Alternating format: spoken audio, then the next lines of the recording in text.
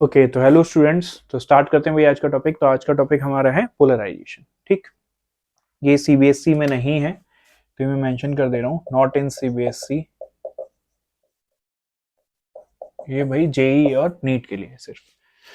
तो polarisation, a wave exhibiting different properties. Definition ध्यान से देख लो। A wave exhibiting different properties in different direction is said to be polarised. कोई भी वेव है वो डिफरेंट प्रॉपर्टी शो करती है डिफरेंट डिफरेंट डायरेक्शन में, तो हम बोलते हैं उसको पोलराइज्ड वेव। जैसे एक एग्जांपल लेते हैं। एक मान लो ये कोई स्लिट है, ये कोई गैप है, हल्का सा वर्टिकल गैप है ऐसे। अब मेरे पास यहाँ पर एक रोप है, इसको अच्छे से समझना, ये रोप है, इसमें से पास हो रही है। तो ये स्लिट है मेरे पास वर्टिकल ऐसे, और ये रोप है। तो स्लिट जो है वो वर्टिकल है, तो मैं रोप में से पास करूंगा तो अप डाउन वेव क्रिएट करूंगा तो पास हो जाएगी। लेकिन अगर मैं साइड में वेव क्रिएट करूंगा तो वो इससे पास नहीं होगी क्योंकि किनारे से टकरा जाएगी। क्लियर? तो यानी कि इस रोप को, वैसे तो मैं वेव कहीं भी पास कर सकता हूं, wave upward downward outward inward, but since ये स्लिट वर्टिकल है तो इसमें से सिर्फ ये वाली वेव ही पास हो पाएगी। यानी इस वेव को आप सिर्फ वर्टिकल डायरेक्शन में ही ऑसिलेट करा सकते हो। इस वजह से हम बोल रहे हैं कि सिंस ये रेस्ट्रिक्ट हो गई, ये सिर्फ वर्टिकल डायरेक्शन में ही ऑसिलेशन करेगी, इस वजह से हम इसको बोल देंगे प्लेन पोलराइज्ड वेव। लॉजिक समझे कि नहीं समझे? अगर आप इसको आउटवर्ड इनवर्ड ऐसे ऐसे वाइब्रेट कराओगे तो इसमें से पास नहीं होगी। तो यानी किसी वेव को अगर हम रेस्ट्रिक्ट कर देते हैं कि वो एक ही प्लेन में, चाहे वर्टिकल हो चाहे कोई दूसरा प्लेन हो, सिर्फ एक प्लेन हो, उसमें ही वो ऑसिलेशन कर सकती है, वाइब्रेशन कर सकती है, तो वो वेव पोलराइज्ड वेव कहलाती है। क्लियर? थोड़ा और देख लो इससे रिलेटेड। जैसे मान लो मैंने क्या किया, एक स्लिट लगाया ऐसा और एक और स्लिट लगा दिया ऐसा। ठीक, अब मैंने क्या किया, ये एक वेव पास की ऐसे, तो यहां से पास होगी क्योंकि ये वर्टिकल ऑसिलेशन हो रहे हैं, ये भी स्लिट वर्टिकल है, यहां से भी पास हो जाएगी। क्लियर? दोनों ने पास कर दिया क्योंकि दोनों वर्टिकल हैं और ऑसिलेशन भी वर्टिकल हो रहा है। अगर मान लो मैं इस तरीके से करूं, एक स्लिट ऐसे लगा दूं और एक स्लिट ऐसे तिरछा करके लगा दूं हॉरिजॉन्टल, एक वर्टिकल एक हॉरिजॉन्टल, तो क्या होगा, ये तो पास कर देगा बट ये पास नहीं करेगा। लॉजिक समझ रहे हो? ये वर्टिकल है तो इसने पास कर दिया, लेकिन ये वाला हॉरिजॉन्टल है तो इसने पास उसको नहीं किया। ठीक है, तो यहां से कोई वेव हमें ऑब्टेन नहीं होगी और यहां पर हो जाएगी। ठीक है, तो यही अब हमें आगे पढ़ना है। तो देखो, हमने बेसिक ऑफ पोलराइजेशन समझा, अब ध्यान से समझो पोलराइजेशन ऑफ लाइट, यानी लाइट का पोलराइजेशन कैसे होगा। तो लाइट के बारे में हम पहले से जानते हैं कि लाइट एक ईएम वेव होती है, यानी कि इलेक्ट्रोमैग्नेटिक वेव होती है। इसके पास इलेक्ट्रिक कंपोनेंट भी है और मैग्नेटिक कंपोनेंट। बट जो पोलराइजेशन होगा, polarization is only due to electric field component. ठीक है, पोलराइजेशन में जो रोल होता है वो सिर्फ और सिर्फ इलेक्ट्रिक फील्ड का होता है, मैग्नेटिक फील्ड का कोई रोल नहीं रहता। Polarization of light is only due to electric field vector. इसके पास दोनों होते हैं ना, इलेक्ट्रिक फील्ड और मैग्नेटिक फील्ड, तो इसका पोलराइजेशन में जो रेस्पॉन्सिबल होता है वो सिर्फ इलेक्ट्रिक फील्ड वेक्टर होता है, इसको याद। ठीक, ये हमने देख लिया। अब थोड़ा इलेक्ट्रिक फील्ड, तो हमें अब इलेक्ट्रिक फील्ड पे ध्यान देना है। मान लो कोई लाइट वेव जो है, अच्छा पोलराइजेशन करता कौन है लाइट का? कुछ सब्सटेंस होते हैं जिनको मैनमेड भी होते हैं और नेचुरली अकरिंग भी होते हैं। तो एक होता है टॉर्मलिन क्रिस्टल,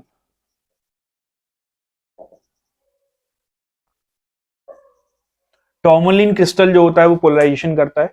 और एक और होता है निकोल प्रिज्म, ये भी पोलराइजेशन करता है। ठीक है भाई, टॉर्मलिन क्रिस्टल और निकोल प्रिज्म, ये दोनों पोलराइजेशन करते हैं। अब थोड़ा ध्यान से समझो कि भाई पोलराइजेशन कर देते हैं। ठीक, तो हमें ये समझना है अब कि इलेक्ट्रिक फील्ड जो वेक्टर है वो रिस्पॉन्सिबल है, तो इलेक्ट्रिक फील्ड को रिप्रेजेंट कैसे किया जाएगा। जैसे मान लो लाइट ऐसे जा रही है, तो ये आपने पढ़ा होगा इलेक्ट्रिक फील्ड ऐसे होता है, मैग्नेटिक फील्ड ऐसे होता है। अब थोड़ा अलग टाइप से ध्यान से सोचो कि इलेक्ट्रिक फील्ड जरूरी थोड़ी ऐसे हो, इलेक्ट्रिक फील्ड ऐसे भी हो सकता है, ऐसे भी हो सकता है, कहीं भी हो सकता है। तो इलेक्ट्रिक फील्ड जो है वो पूरे के पूरे प्लेन में कहीं भी हो सकता है। तो एक वेक्टर अगर पूरे प्लेन में कहीं भी प्रेजेंट हो सकता है तो उसको रिप्रेजेंट करने के लिए हमें दो एक्सेस चूज करनी पड़ती है, एक एक्सेस एक्स एक्सेस और एक एक्सेस वाई एक्सेस। तो कोई भी वेक्टर अगर उसको, जैसे मान लो मैं इस बोर्ड पे कोई लाइन बनाऊं, कोई भी लाइन बना देता हूं, ये लाइन बना दी, तो इसके कोऑर्डिनेट रिप्रेजेंट करने के लिए मुझे दो एक्सेस बनानी पड़ती है। ठीक है, कोऑर्डिनेट हमेशा रिप्रेजेंट करने के लिए एक वाई एक्सिस और एक एक्स एक्सिस। इसी तरीके से इलेक्ट्रिक फील्ड को रिप्रेजेंट करने के लिए आपको दो एक्सिस की जरूरत पड़ेगी, ठीक है, याद रखना, दो, एक एक्स एक्सिस एक वाई एक्सिस। तो मैंने क्या किया, तो टॉर्मोलिन क्रिस्टल एक ये ले लिया, टॉर्मोलिन क्रिस्टल ले लिया ये मैंने, क्लियर, ये पोलराइजेशन कराएगा, कैसे कराएगा वो देखते थे। मान लो ये कोई लाइट यहां आ रही है, अनपोलराइज लाइट, ये लाइट यहां पे फॉल हुई, अब लाइट ऐसे जा रही है, इसको ध्यान से समझना, तो इलेक्ट्रिक फील्ड के जो होने की प्रोबेबिलिटी है वो कहां होगी, ऐसे भी हो सकता है, एक एक्सिस मैंने वर्टिकल ले ली और एक एक्सिस ऐसे ले ली हॉरिजॉन्टल, याद रखना एक वर्टिकल और एक हॉरिजॉन्टल। तो वर्टिकल को मैं ऐसे रिप्रेजेंट कर दूंगा अप डाउन एक्सिस,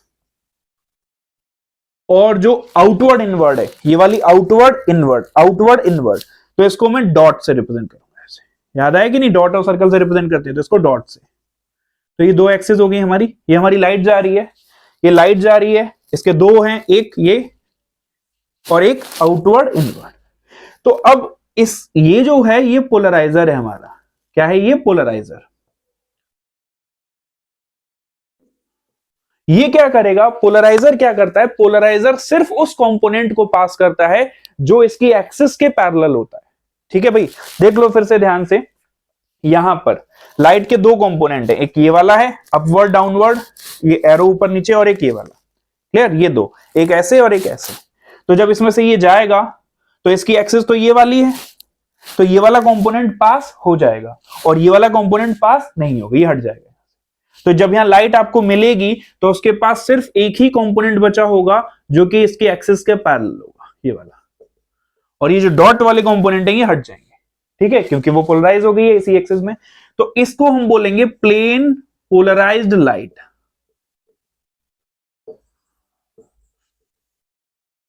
और ये कौन सी लाइट है भाई, अनपोलराइज्ड लाइट।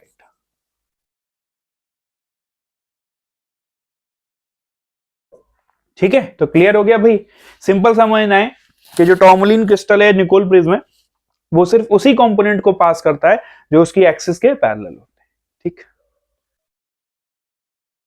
तो देखो अब ये ध्यान से देखना, ये थोड़ा 3D फिगर है, ये टॉर्मोलिन क्रिस्टल है कोई, ये हमने अनपोलराइज्ड लाइट पास की। अब इसके पास दो कंपोनेंट होंगे, मैं बता दे रहा हूँ, एक कंपोनेंट ये रहा वर्टिकल अपवर्ड डाउनवर्ड जो एरो बना हुआ है, और एक कंपोनेंट ऐसा है, ठीक, तो ये इस तरीके, तो एक कंपोनेंट ऐसा एक कंपोनेंट ऐसा, ठीक है, इलेक्ट्रिक फील्ड के। जब ये इससे पास होगा तो क्या होगा, ये इसकी एक्सिस ये रही, तो ये जो एक्सिस वाला कंपोनेंट है ये तो आगे चला जाएगा और ये वाला कंपोनेंट एब्जॉर्ब हो जाएगा, ये खत्म हो जाएगा, यानी वही कंपोनेंट पास होगा जो सिर्फ एक्सिस में होता है। तो यानी कि जब हमें यहां मिलेगा तो इस ये वाला कंपोनेंट मिल जाएगा। अब क्वेश्चन आता है, दो प्लेन आते हैं इसमें, ये जो दो प्लेन आपको दिख रहे हैं, एक प्लेन आपको ये प्लेन दिख रहा होगा वर्टिकल प्लेन ABCD, ठीक है, मतलब ये वाला प्लेन ऐसे मान लो फ्लैट, और एक प्लेन ऐसा दिख रहा होगा PQRS ऐसा तिरछा, यानी कि एक ऐसा है, ये दिख रहा है प्लेन, और एक ऐसा प्लेन है। तो अब वाइब्रेशन किसमें हो रहा है, वाइब्रेशन इसमें हो रहा है, तो this plane will be called plane of vibration. और कौन सा कंपोनेंट गायब हो गया, ये वाला प्लेन जो था, ये वाला जो हाथ था मेरा ये गायब हो गया, तो इसको बोलेंगे प्लेन ऑफ पोलराइजेशन, ठीक है। देख लो भाई ध्यान से, तो ये वाला जो ऊपर है इसको हम बोलते हैं प्लेन ऑफ वाइब्रेशन, और इसको बोलेंगे प्लेन ऑफ पोलराइजेशन, जो ब्लू कलर से बना हुआ है, प्लेन ऑफ पोलराइजेशन। क्लियर भाई, ठीक है, फिर से समझा दे रहा हूं भाई, दो प्लेन थे इस तरीके से ऐसे, प्लेन ऑफ वाइब्रेशन ये रहा और प्लेन ऑफ पोलराइजेशन ये वाला इस तरीके से था, हो गया, ठीक। तो ये याद रखना, plane of vibration and plane of polarization. तो देखो अब डिटेक्शन ऑफ पोलराइज लाइट, तो पोलराइज लाइट को हम डिटेक्ट कैसे करते हैं, तो हमने क्या किया, दो फिनोमेना करते हैं, ये हमने एक पोलराइजर लिया, ठीक, ये पहला पोलराइजर, ये हमारी लाइट है अनपोलराइज्ड, इसके पास दो कंपोनेंट होंगे, एक ये वाला और एक ये डॉट वाला, ये इसकी एक्सिस है, तो जब लाइट यहाँ से बाहर निकलेगी तो इसके पास सिर्फ एक ही कंपोनेंट बचेगा, ये आपको सबको पता था, तो ये हमारा पोलराइजर है। जैसे ये पोलराइजर है, इसी के सिमिलर हमने एक और पोलराइजर ऐसे लगा दिया, तो क्या होगा भाई, इसने क्या किया, ये इसकी एक्सिस वर्टिकल है तो इसने वर्टिकल कंपोनेंट को अलाउ किया है, इसकी एक्सिस भी वर्टिकल है तो वो इस कंपोनेंट को अलाउ कर देगा, तो हमें लाइट मिल जाएगी, ठीक है भाई, वही लाइट मिलेगी इस तरीके से। ये अनपोलराइज्ड लाइट है, ये पोलराइज्ड है और ये भी पोलराइज्ड, पोलराइज्ड मतलब जिसके पास एक कंपोनेंट होता है, इसके पास दो कंपोनेंट है तो अनपोलराइज्ड है, एक कंपोनेंट पोलराइज्ड एक कंपोनेंट पोलराइज्ड। अब मैं क्या करूं, इस बार जो हमारे दोनों एक्सिस थे वो ऐसे थे, पहला भी ऐसा वर्टिकल, दूसरा भी ऐसा, तो पहले वाले को हम बोलते हैं पोलराइजर और इस वाले को हम बोलते हैं एनालाइजर। ठीक, अब मैं क्या करूं, एक को ऐसे रखूं और एक को ऐसे कर दूं, तो एक को वर्टिकल एक को हॉरिजॉन्टल, तो मैंने क्या किया, इस तरीके से लिया ये वाला और यहां पर इसको हॉरिजॉन्टल टाइप कर दिया ना, ऐसे ऐसे। तो यहां पे जब लाइट पास कराई तो भाई इसके दो कंपोनेंट थे, तो इसकी एक्सिस वर्टिकल है तो सिर्फ वर्टिकल कंपोनेंट पास होगा, ये वाले। अब इसकी एक्सिस तो वर्टिकल है नहीं भाई, तो यानी ये इस वाले कंपोनेंट को पास नहीं होने देगा, तो यहां पर हमें कोई लाइट नहीं मिलेगी। लॉजिक समझे? यानी कि जब हमारे दोनों ऐसे थे तो हमको पोलराइज लाइट मिल रही थी, लेकिन जब हमने दूसरे वाले को घुमा के ऐसे कर दिया तो हमें वहां पे कोई लाइट नहीं मिल रही। क्लियर? तो ये याद है। तो देखो अब इसको ध्यान से देखो, पोलराइजेशन बाय रिफ्लेक्शन, तो इसको रीड करो।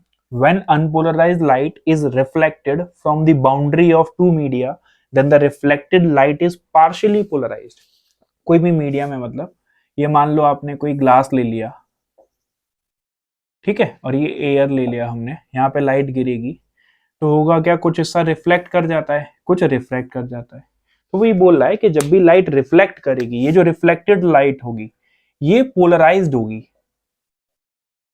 बट यहां पे एक वर्ड यूज किया गया, पार्शियली पोलराइज्ड होगी वो, यानी कि पूरी तरीके से पोलराइज नहीं होगी। ठीक है, तो जब भी किसी मीडियम पे लाइट फॉल करती है, रिफ्लेक्ट करके जाती है, तो वो पार्शियली पोलराइज्ड होती है। ठीक है, मतलब पोलराइज्ड हो सकती है, मतलब पार्शियली पोलराइज भी हो सकती है, फुली पोलराइज भी हो सकती है, वो डिपेंड करता है, यानी लेकिन पोलराइज तो होगी।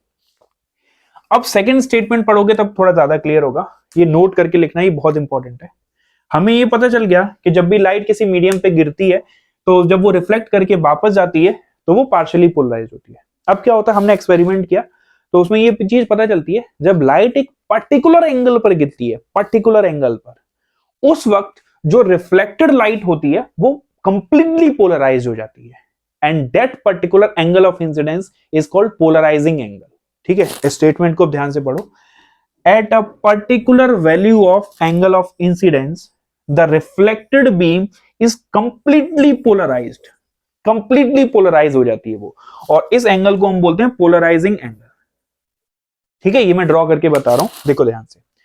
यानी कि हमने ग्लास, ये इंटरफेस लिया, ये ऊपर हमारा एयर है, नीचे हमारा ग्लास है, तो मैंने इस पे लाइट गिराई, ये। अब इस लाइट के पास दो कंपोनेंट होते हैं, मतलब दो बताया था अभी रिप्रेजेंट करना इस तरीके से डॉटेड। तो अब क्या हुआ, कुछ हिस्सा इसका रिफ्लेक्ट करके जाएगा और कुछ हिस्सा इधर चला जाएगा। तो अभी मैंने बताया था ये कैसी लाइट है, अनपोलराइज्ड। यहां पर जो एंगल ऑफ इंसिडेंस है वो बहुत इंपॉर्टेंट है, वो कौन सा एंगल ऑफ इंसिडेंस है, पोलराइजिंग एंगल। यानी जब इस पर्टिकुलर एंगल पे गिरेगी तब ये जो रिफ्लेक्टेड लाइट है ना, ये वाली लाइट, ये कंप्लीटली पोलराइज होगी, ये याद रखना। ये reflected light is completely polarized. ठीक है, reflected light is completely polarized, यानी इसके पास सिर्फ और सिर्फ ये वाला कंपोनेंट होगा, एक ही कंपोनेंट इसके पास बचेगा, दूसरा कंपोनेंट इसका गायब हो जाएगा। और रिफ्रैक्टेड जो इसके अंदर गई है वो भाई नॉर्मल लाइट होगी, इस तरीके से दोनों कंपोनेंट। क्लियर भाई? तो ये वाली पोलराइज लाइट, यानी कि जब, फिर से ये सुन लो, जब पर्टिकुलर एंगल ऑफ इंसिडेंस यानी पोलराइजिंग एंगल पर लाइट फॉल होती है तो जो रिफ्लेक्टेड लाइट होती है वो कंप्लीटली पोलराइज हो जाती है, रिफ्लेक्टेड लाइट नॉर्मल रहती है, ये अनपोलराइज। ठीक है, तो हम इससे ही कर सकते हैं। ठीक है, तो देखो ये लॉ देखो, ब्रेस्टर्स लॉ। तो ब्रेस्टर लॉ क्या है, व्हेन अ रे, इसी पे बेस्ड है जो अभी हमने पढ़ा था, when a ray of light is incident at polarizing angle, यानी लाइट जब पोलराइजिंग एंगल पे फॉल होगी, then the reflected ray is perpendicular to the refracted ray. ठीक है, यानी सिंपल समझ लो, ये ग्लास, लाइट फॉल हुई, कितना एंगल है, पोलराइजिंग एंगल। जब एंगल पोलराइजिंग होता था तो रिफ्लेक्टेड रे पोलराइज होती थी, तो हमने उसको पोलराइज बनाया हुआ है। ये रिफ्लेक्टेड रे है और ये रिफ्रैक्टेड रे है, रिफ्रैक्टेड। तो ब्रेस्टर ने बताया ये दोनों परपेंडिकुलर होंगे, यानी ये एंगल 90 डिग्री। अब ध्यान से सुनना, अगर ये एंगल 90 डिग्री है, ये आईपी है, तो ये बगल वाला भी कितना हो जाएगा भाई, आईपी हो जाएगा, समझ आ रहा है, और ये एंगल कितना हो जाएगा, एंगल ऑफ रिफ्रैक्शन आर। तो अब इस लाइन को स्ट्रेट देखो, एन एंड डैश को, ये स्ट्रेट लाइन लीनियर पेयर बनना है, तो ये वाला 90 डिग्री है, तो मैं इसको लिखूंगा I P plus 90 plus R equals 180। तो इससे मुझे क्या मिलेगा, I P plus R will be equal to 90। तो इसको याद रखना, ये इंपॉर्टेंट, ठीक। तो ये मैंने I P plus R equal to 90 कर दिया, ठीक। तो इससे मैं एक रिलेशन निकाल के दिखा देता हूँ। अब मैं स्नेल्स लॉ लगा रहा हूँ यहाँ पर। तो स्नेल्स लॉ क्या बोलता है, mu one sine I equals mu two sine R. तो म्यू वन कितना है, एयर से लाइट ग्लास में आ रही है, तो 1 साइन आई कितना लूंगा, आई पी, और म्यू टू कितना ले लूंगा, ग्लास का रिफ्रैक्टिव इंडेक्स म्यू, ठीक है, साइन आर। तो यहां मैंने लिख दिया। तो यहां पे मैं लिख देता हूं sine I P equals mu. अब साइन आर, आर की जगह क्या लिख सकता हूं मैं, 90 माइनस आई पी। तो यहां से लिख दिया ना ऊपर से 90 माइनस आई पी। तो ये हो गया sine I P equals mu cos I P. तो साइन अपॉन कॉस इधर ले आएंगे, तो ये हमारा आ जाएगा tan I P equals mu, ठीक है। तो भाई ये याद रखना, ये रिलेशन बहुत इंपॉर्टेंट है, यहाँ पे मैं लिख दे रहा हूँ mu equals ten I P, ठीक है भाई, ये हमारा रिलेशन है। तो ये हमारा ब्रेस्टर लॉ बन गया, mu equals ten I P, clear. तो इसको याद रखना इस रिलेशन। तो भाई ये वाला क्वेश्चन देखो, the critical angle between a given transparent medium and air is denoted by IC. ये आपको क्रिटिकल एंगल दे रखा है, ठीक है, कोई मीडियम है और एयर, उसका बीच का क्रिटिकल एंगल जो है वो आपको आईसी दे रखा है, ये critical angle. A ray of light in air enters this transparent medium at angle of incidence equal to polarizing angle. जो लाइट एंटर हो रही है वो पोलराइजिंग एंगल पे एंटर हो रही है, आईपी पर, ठीक। Derive a relation for the angle of refraction in terms of IC. Angle of refraction हमको निकालना है, पहले जो इन्फॉर्मेशन दे रखी है वो निकल लेते हैं। क्रिटिकल एंगल दे रखा है आईसी, ये हमें पता है भाई, ठीक। तो अब हम ये मीडियम बना लेते हैं, लेट सपोज ये हमने मीडियम बनाया, इसमें जो लाइट एंटर हो रही है, ये मैं डिनोट कर देता हूँ, ये जो लाइट एंटर हो रही है पोलराइजिंग एंगल पे एंटर हो रही है, तो ये पोलराइजिंग एंगल पर एंटर हो रही है आई पी पर, ठीक है भाई। तो रिफ्लेक्टेड इधर जाएगी, रिफ्लेक्टेड इधर जाएगी, और ये 90 डिग्री पे होगी। अभी हमने ब्रेस्टर लॉ पढ़ा था, ठीक। तो मुझे ये एंगल ऑफ रिफ्रैक्शन निकालना है। तो सबसे पहले आईसी की हेल्प से, इसका रिफ्रैक्टिव इंडेक्स मान लेते हैं म्यू है, तो इसका रिफ्रैक्टिव इंडेक्स म्यू है। तो क्रिटिकल एंगल का मुझे फॉर्मूला पता है, साइन आईसी की वैल्यू होती है 1 अपॉन म्यू, ठीक है। तो ये हमें एक वैल्यू यहां से मिल गई कि साइन आईसी की जो वैल्यू है 1 अपॉन म्यू डाल देंगे, ठीक। अब यहाँ पे आते हैं, ये हमारा पोलराइजिंग एंगल है आईपी, ये हमारी रिफ्लेक्टेड लाइट, और ये रिफ्रैक्टेड, क्लियर, ये आईपी, और ये एंगल आर। तो अब मैं यहां स्नेल्स, और मुझे ये पता है कि आईपी प्लस आर 90 डिग्री पर होते हैं, ये पता है ना भाई हमें, आईपी प्लस आर 90 डिग्री पर होते हैं, ठीक। तो मैं फिर से स्नेल्स लॉ लगा रहा हूं, mu one sine I equals mu two sine R. इस बार मुझे आर का रिलेशन निकालना है, तो मैं आर को यहां से हटाऊंगा नहीं, क्योंकि आर का मुझे रिलेशन निकालना है। म्यू वन कितना, लाइट एयर से आ रही है यहाँ पर, तो 1 इंटू साइन आई पी, कितने एंगल पे गिर रही है, आईपी पर, तो आईपी लिख दिया, इक्वल्स म्यू टू कितना, म्यू, और यहां पे लिख दिया साइन आर। क्लियर भाई, ये आ गया मेरे पास, ठीक है। चलो ये मैंने लिख दिया इसमें। अब मैं क्या करता हूं, 1 साइन आईपी को क्या लिखूं, साइन आईपी को हटाता हूं, 90 माइनस आर लिख देता हूं, क्योंकि IP can be written as 90 minus R equals mu sine R. Clear भाई, तो ये मुझे रिलेशन आ गया। तो हाँ, तो इसको लिख देता हूं cos R equals mu sine are.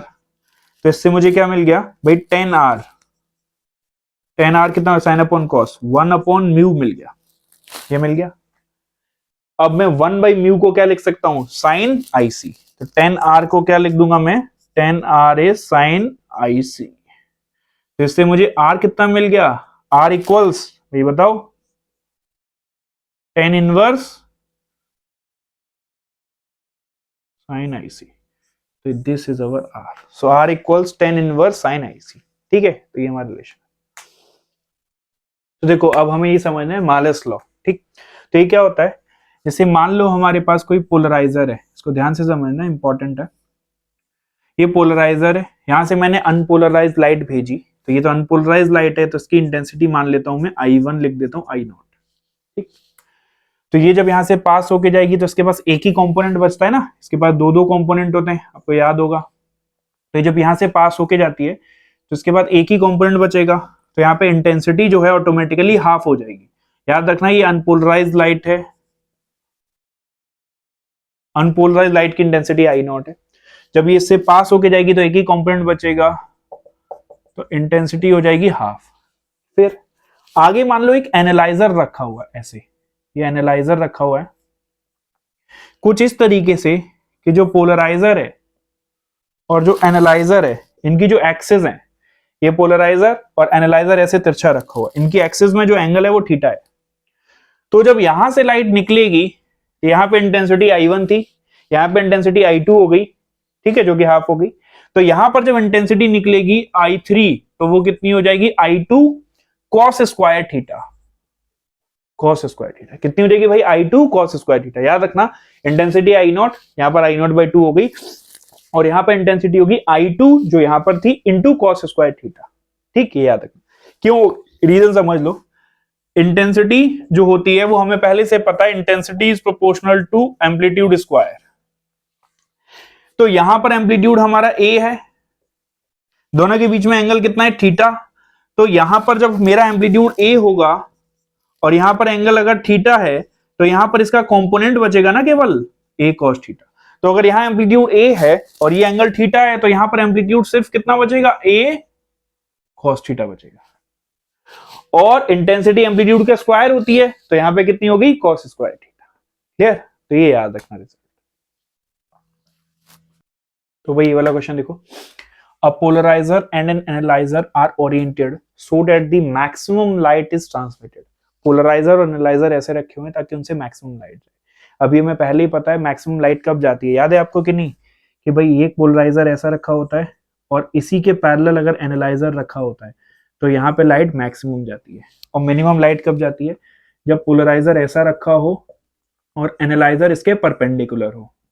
ठीक है ना, जैसे अगर मैं सिंपल बताऊं, अगर पोलराइजर एनालाइजर ऐसे होते हैं तो मैक्सिमम लाइट जाती है, पोलराइजर ऐसे और एनालाइजर ऐसे होता है, क्रॉस होता है, तो मिनिमम लाइट जाती है, मतलब कोई लाइट यहाँ से पास नहीं करती। ये हमने चैप्टर शुरुआत में ही देखा, यहाँ से कोई लाइट नहीं जाती, ये याद रखना।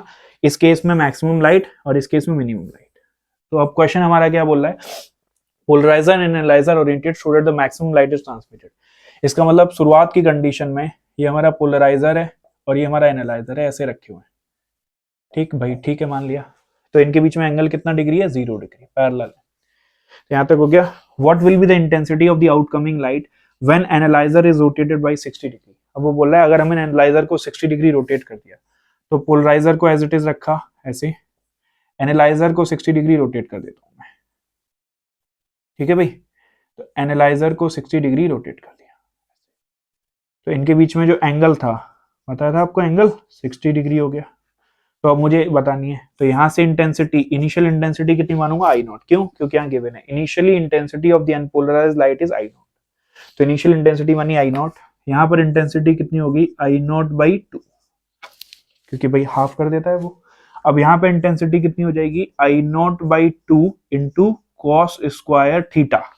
याद है ना, यहाँ पे इतनी, यहाँ पे इतनी, यहाँ पर इंटू कॉस स्क्वायर थीटा, तो कॉस स्क्वायर 60।